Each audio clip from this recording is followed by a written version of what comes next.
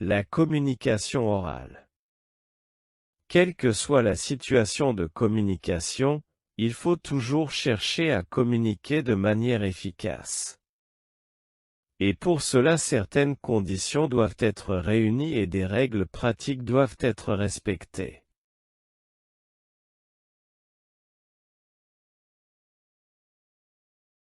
1.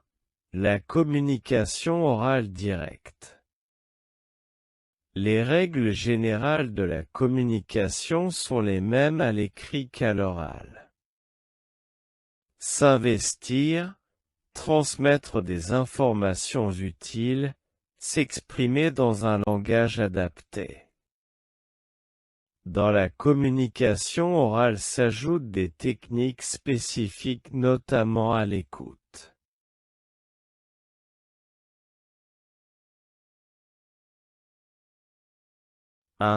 1. Les situations de communication orale sont très variées. Dans toute situation de communication orale, on constate souvent une déperdition d'informations entre l'émission et la réception.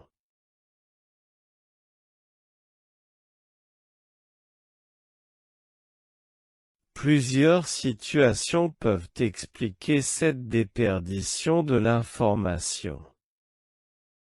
L'émetteur n'a pas dit, il s'exprime mal ou il a oublié, émotivité, trac, etc.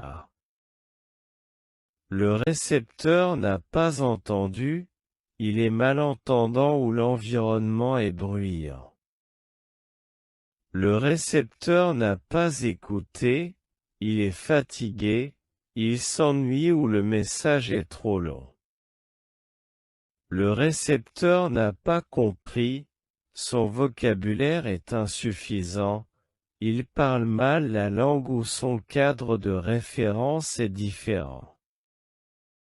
Le récepteur a oublié, il a une mauvaise mémoire ou il a aussi pu mal interpréter une information ou la déformer volontairement.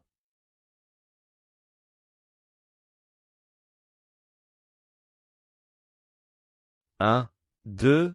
Certaines techniques permettent de limiter cette déperdition d'informations. Chaque interlocuteur doit pratiquer une écoute de qualité. A. Écoute objective, sans jugement de valeur porté sur ce qui est dit, il s'agit de comprendre le message. B. Écoute active, essayant de deviner le non-dit. Il faut donc développer les attitudes personnelles qui favorisent une écoute de qualité. Être disponible, ouvert à ce que dit l'autre, apprécier l'intérêt de ce qu'il a dit, rechercher pourquoi nos avis divergent. Être attentif, se tenir en éveil, en anticipant sa pensée, en repérant ses idées essentielles. L'observer, sa tenue, sa voix, ses mimiques, ses postures pour vérifier la cohérence entre le langage verbal et le paralangage. Connaître ses propres travers ou défauts, esprit critique, agressivité, contradictions intérieures, émotivité, mauvaise foi, pour pratiquer une écoute objective. En outre, pour assurer la réussite de la communication, on peut recourir à un questionnement pertinent, judicieux, à la reformulation de ce qui est dit et à toute technique facilitant la prise de parole.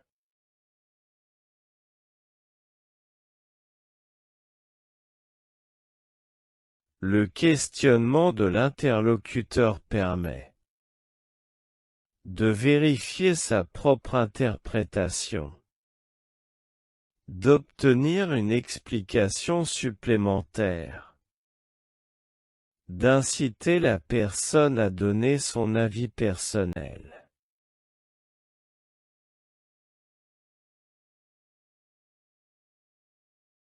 Conseil.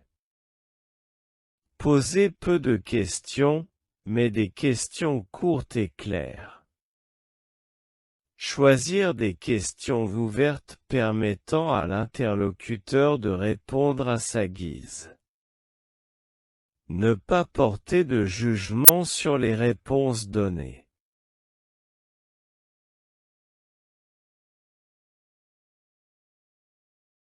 La reformulation garantit la bonne compréhension du message.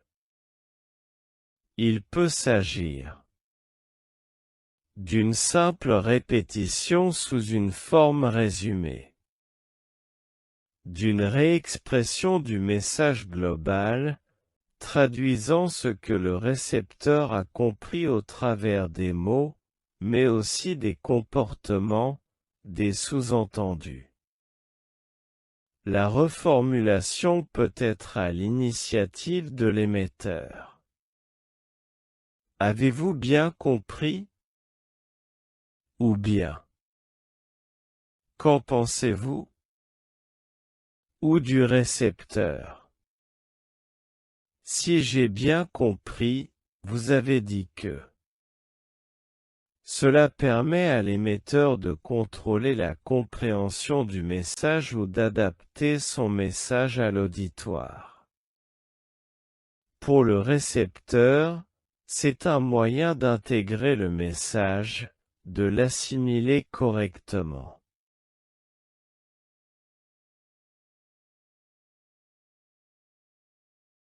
La prise de parole doit être maîtrisée.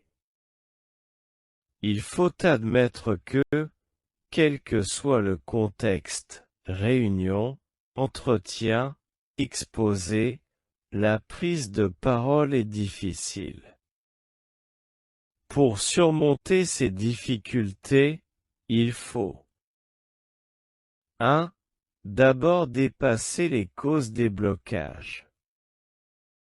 Pour cela, a. Prendre conscience des causes de blocage qui varient suivant les personnes. Un manque d'assurance lié à des différences de statut, le poids des contraintes sociales, la présence des supérieurs hiérarchiques, de personnes hostiles. Des difficultés d'expression, la pauvreté du langage. L'émotivité, la crainte d'être mal jugé, de ne pas donner de soi l'image souhaitée, de paraître ridicule. B. S'accepter tel qu'on est, avec ses insuffisances, sa sensibilité, ses sentiments. C. Réaliser qu'on a toujours quelque chose à dire, qu'en s'exprimant on clarifie sa pensée, on enrichit ses possibilités. 2. Ensuite, connaître les techniques de l'exposé oral.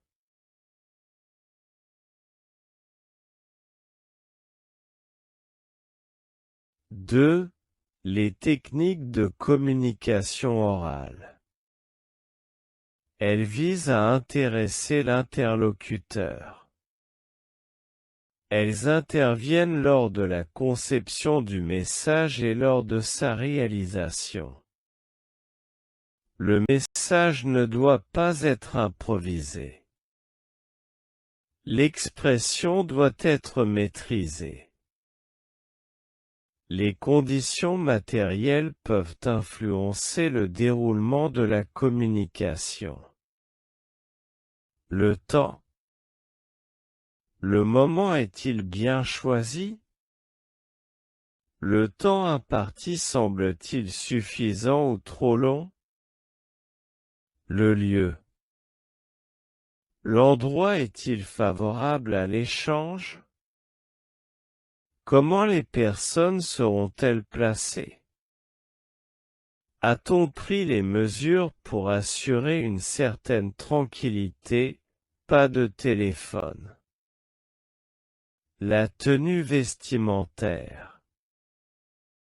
Quelle tenue adopter pour que l'auditoire ne soit pas distrait par des problèmes mineurs? Tenue correcte, sans excentricité.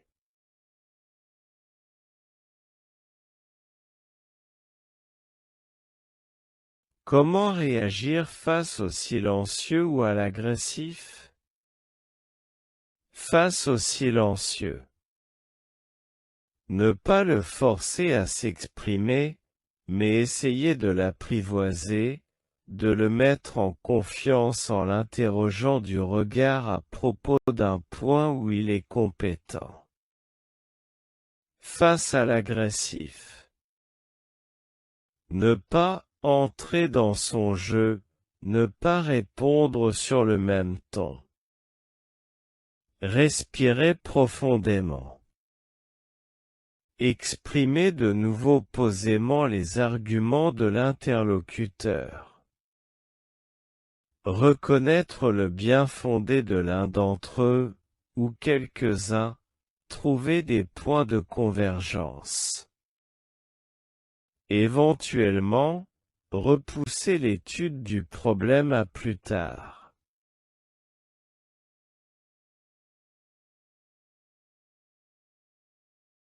3. Les outils de la communication orale. La principale crainte de la plupart des gens est l'art de parler en public. Toutefois, il y a peu de compétences qui ont un impact plus grand pour soutenir un mémoire, obtenir un poste, accéder à une promotion ou vaincre la concurrence.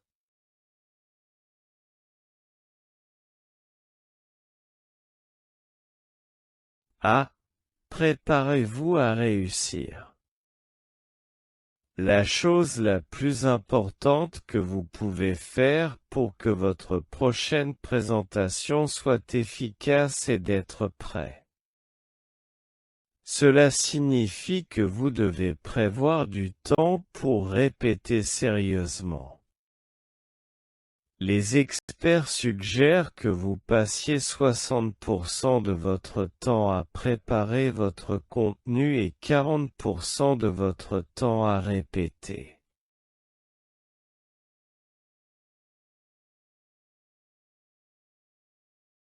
B. Dites-le correctement. Apprenez à revérifier à travers la répétition la prononciation des mots difficiles, élément important pour une bonne préparation. Une prononciation et une connaissance juste des termes de votre discipline donnent de la crédibilité à votre présentation.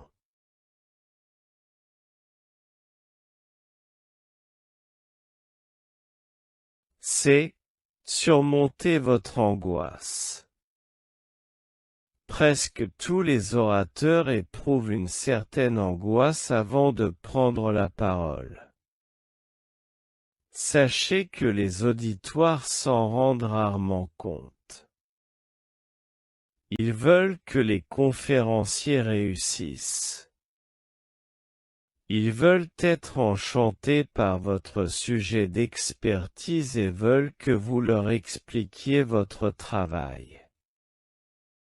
Utilisez des techniques de respiration et de relaxation avant de présenter votre allocution pour vous calmer les nerfs. Plutôt que de vous concentrer sur vous-même, concentrez-vous sur votre auditoire. Les gens de l'auditoire ne sont pas venus vous voir. Ils sont venus voir ce que vous pouvez faire pour eux. Utilisez votre énergie pour fournir la meilleure présentation possible. Commencez lentement et utilisez des phrases courtes. À mesure que vous vous acclimaterez à la situation, vous vous sentirez plus confiant.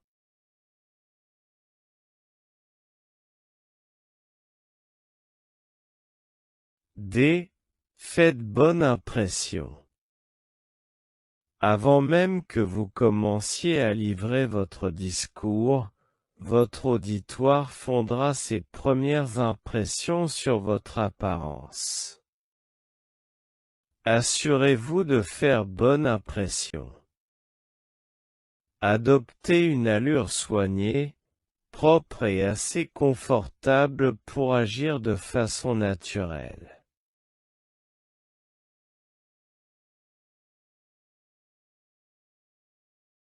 E. Adoptez une posture imposante. Adoptez une posture sérieuse, tenez-vous droit avec les jambes à la largeur des épaules et répartissez votre poids de façon équilibrée.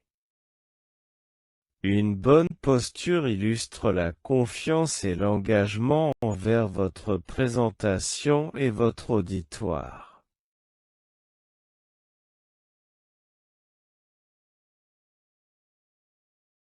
F. Agissez de façon naturelle.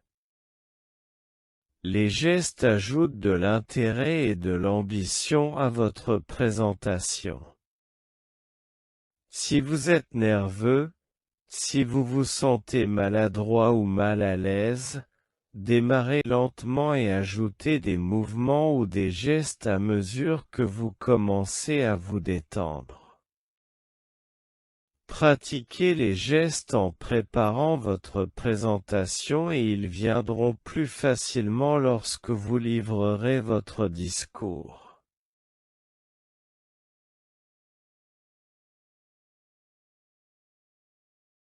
G. Établissez un contact visuel. Une excellente façon de vous calmer les nerfs est d'établir un contact visuel avec une personne de l'auditoire. Adressez-vous seulement à cette personne.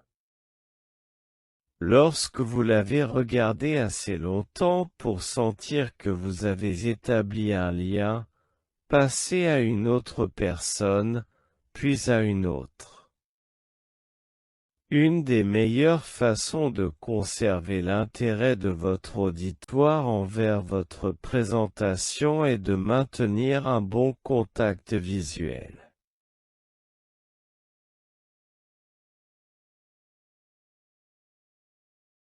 H. Montrez vos sentiments. Vous pouvez être de nature réservée, mais commencez votre présentation en souriant. Montrez aux membres de votre auditoire que vous êtes heureux de partager votre information avec eux. Les expressions faciales ajoutent de l'effet aux mots. Assurez-vous seulement que vos expressions conviennent au sujet abordé.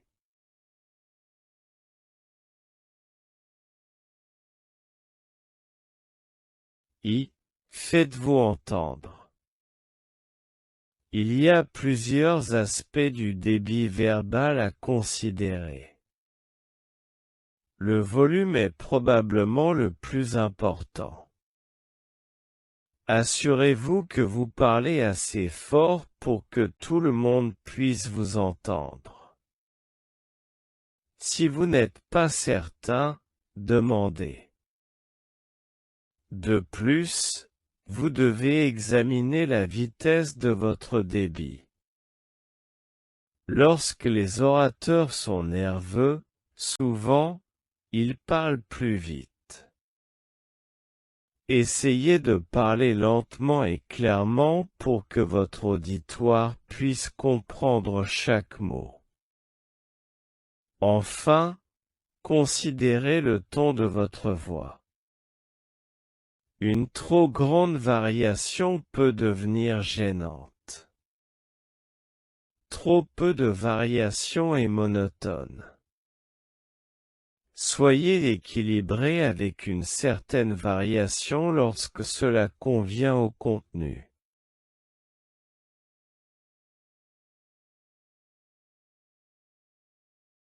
J. Éliminez les distractions. Les mots et phrases bougent trop tels que M. E. A. Vous savez. Et ainsi de suite deviennent vite des distractions pour les personnes auxquelles vous vous adressez. Perdez l'habitude d'utiliser des mots bouche-trou aussi rapidement que possible. Remplissez plutôt l'espace par le silence, même si cela signifie parler par fragments.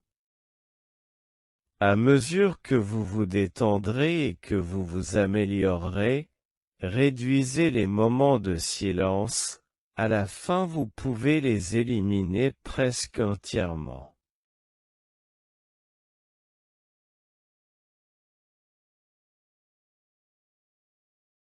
Merci pour votre attention.